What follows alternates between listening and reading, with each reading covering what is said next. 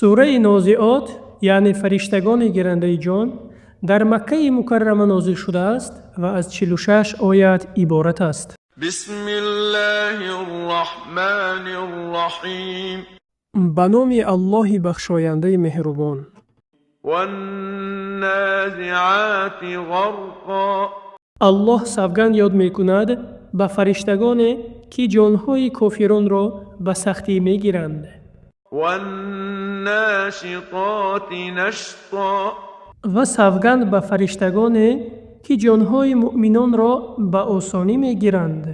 вассабиҳати сабҳа. ва савганд ба фариштагоне, ки барои расонидани фармони Аллоҳ шинокунон ва шитобон аз осмон фуруд меоянд. фассабиқоти сабқа. ва савганд ба фариштагоне, ки бар якдигар сабқат мекунанд дар иҷро намудани амрҳои Парвардигор. фалмудаббироти амро. ва савганд ба фариштагоне, ки ҳамаи корҳоро тадбир мекунанд. ҷоиз нест барои одамӣ қасам хӯрдан ба ғайри Аллоҳ, зеро чунин амал ширк аст. явма тарҷуфу раҷифа.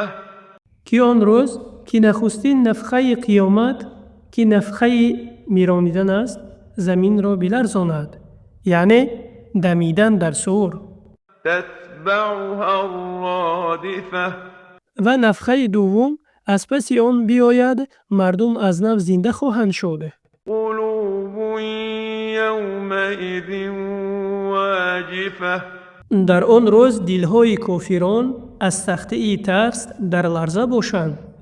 абсаруҳа хошиа. ва азобу даҳшати рӯзи қиёматро мушоҳида кунанд. бар чашмонашон хорӣ ва фуроафтодагӣ намоён шавад.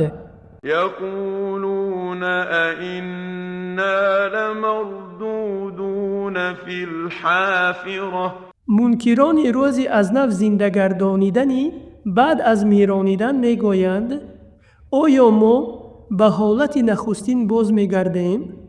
аиза кунна изоман нахира. он гоҳ ки устухонҳои посида будем. қалу тилка изан карратун хасира. гӯянд: ин бозгашти мо бозгаштест зиёновар. فإنما هي زجرة واحدة. пас танҳо як овози баланд аст. فإذا هم بالساهرة. ва он гоҳ онон дар завини ҳамвор саҳрои қиёмат меоянд. هل أتاك حديث موسى.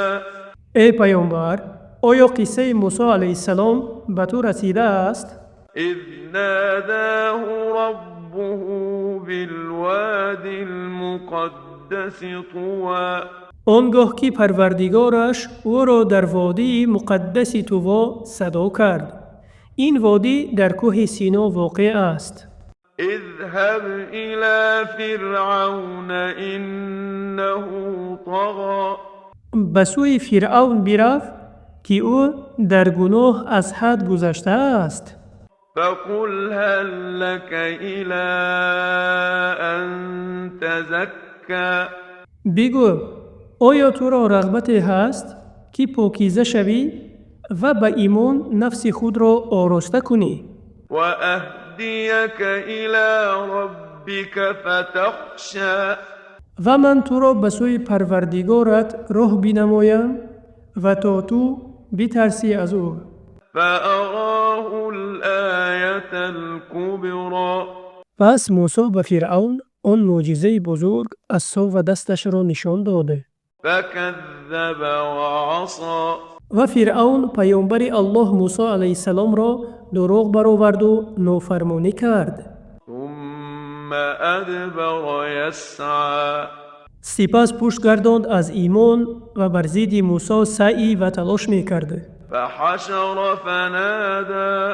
пас ҳама аҳли мамлакаташро ҷамъ кард ва нидо дод. فقال أنا ربكم الأعلى.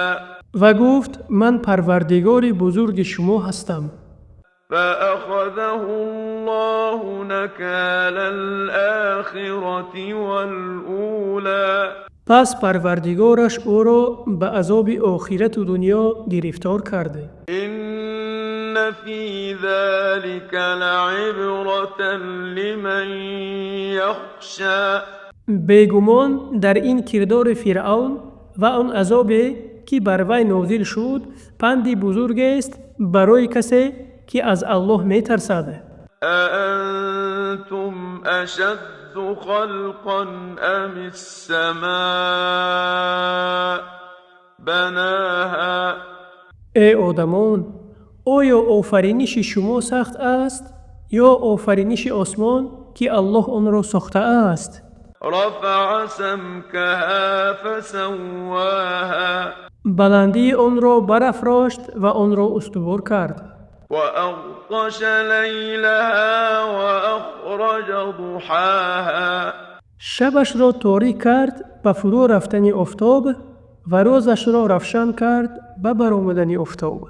والأرض بعد ذلك دحاها و بعد از خلق آسمان زمین را پهن کرد. أخرج منها ماءها ومرعاها و از آن آب بیرون آورد و چراگاه ها پدید آورد والجبال أرساها و کوه ها را استوار ساخت متاعا لكم ولأنعامكم برای فایده شما و چارپایانتان. از نو زنده گردانیدن شما روز قیامت در نزد الله آسانتر است از آفرینش آن چیزها. فإذا جاءت الطامة الكبرى چون آن حادثه بزرگ قیامت در رسد، يوم يتذكر الإنسان ما سعى روزی که آدمی همه عملهای خود را از نیک و بد به یاد آورد. وبرزت الجحيم لمن يرى و دوزخ برای هر فرد بینا آشکار و نمایان می گردد. فأما من طغى پس هر کی از حد گذشته باشد در کفر و عصیان وآثر الحياة الدنيا و زندگی این جهان را بر زندگی آخرت اختیار کرده باشد، فإن الجحيم هي المأوى بیگمان جهنم جایگاه اوست. وأما من خاف مقام ربه ونهى النفس عن الهوى اما هر کس که از ایستادن در برابر پروردگارش ترسیده باشد و نفس خود را از هوا و هوس باز داشته باشد، فإن الجنة هي المأوى پس بیگمان بهشت جایگاه اوست. يسألونك عن الساعة أيان مرساها ای پیامبر، تو را مشرکان تمسخرآمیزانه از قیامت میپرسند که چی وقت واقع می شود؟ فيم أنت من ذكراها از واقع شدن آن تو را چی خبر است؟ إلى ربك منتهاها بلکه آگاهی از زمانی برپاشوی قیامت به پروردگارت است. إنما أنت منذر من يخشاها تو تنها بیم دهنده کسی هستی که از قیامت می ترسد. كأنهم يوم يرونها لم يلبثوا إلا عشية أو ضحاها روزی که آن را ببینند از حول قیامت پندارند.